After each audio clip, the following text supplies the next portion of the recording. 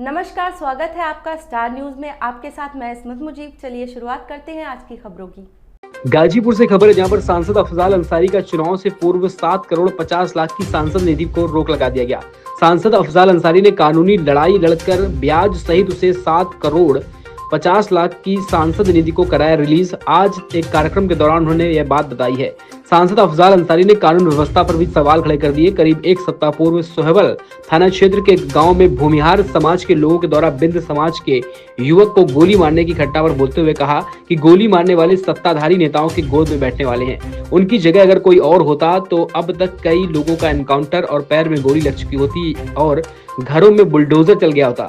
सड़कों पर दौड़ा दौड़ाकर गोली मारी गई थी। हरियाणा का चुनाव कांग्रेस के द्वारा हारने पर सांसद अफजाल अंसारी ने कहा, भाजपा के लोगों ने जनता में यह संदेश देने का काम किया है कि अगर कांग्रेस चुनाव जीत जाती है तो जाटों का साम्राज्य हो जाएगा। जाट बिरादरी के खिलाफ नफरत परोस करके समाज के सारे लोगों को धोखा देकर भाजपा ने बाजी को पलट दिया। हुड्डा के मनमानापन को भाजपा ने प्रस्तुत कर इसका लाभ उठाया। अब वो बेचारा जिंदगी मौत की जंग ड्रामा सेंटर बनारस में झेल रहा है। गोद में उसके बच्चा है, परिवार के सदस्य दुखी हैं, पीड़ित हैं, भयभीत हैं। दिन दहाड़े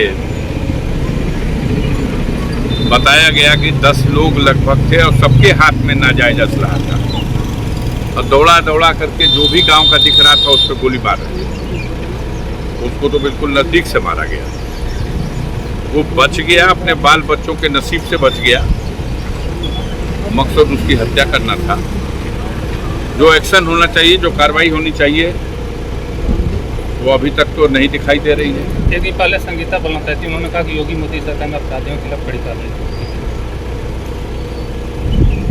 अब कह तो रहे कि ये अपराध, इससे बड़ा अपराध और क्या हो सकता है। कानून व्यवस्था के लिए कितनी बड़ी चुनौती है। जिस कानून व्यवस्था का डंका बजा रही है सरकार, उन्हीं की गोद में पलने वाले इस कानून व्यवस्था की धज्जी उड़ा रहे हैं। क्या कार्रवाई हुई? ये किसी गरीब का, किसी छोटी जाति का अगर व्यक्ति इस तरह की कोई घटना कर दे तो उसको पकड़ के उसके घुटने में, उसके छाती में गोली मार दी जाएगी। और इस तरह से जघन्य लोगों के अंदर भय और आतंक पैदा करने की कोशिश की गई। गरीब डरे हुए हैं। अगर ये भी अपने हाथ में कानून ले ले तो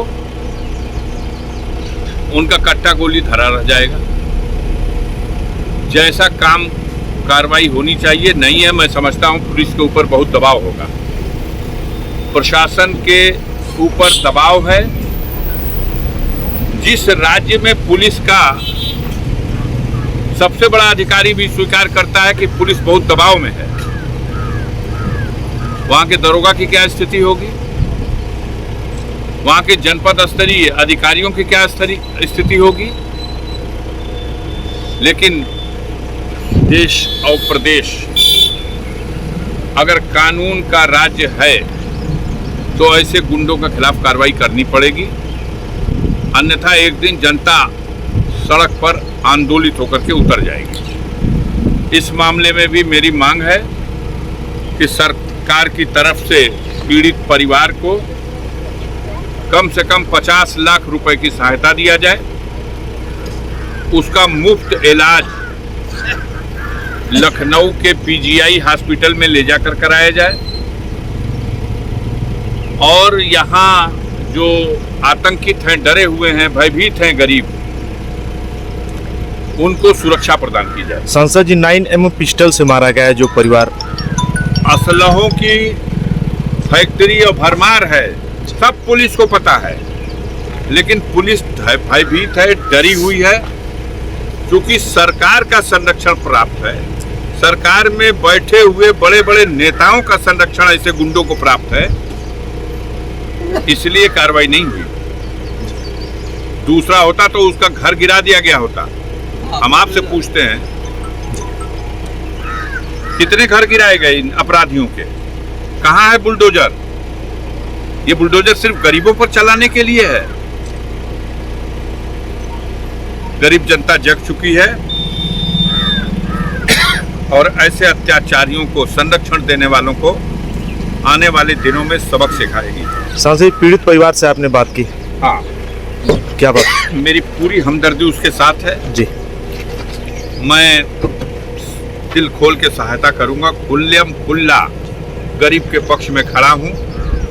अगर इसमें प्रशासन समय रहते कठोर कार्रवाई नहीं करेगा तो इन गरीबों को लेकर के हम लोग सड़क पर खड़े होकर के आंदोलन भी करेंगे।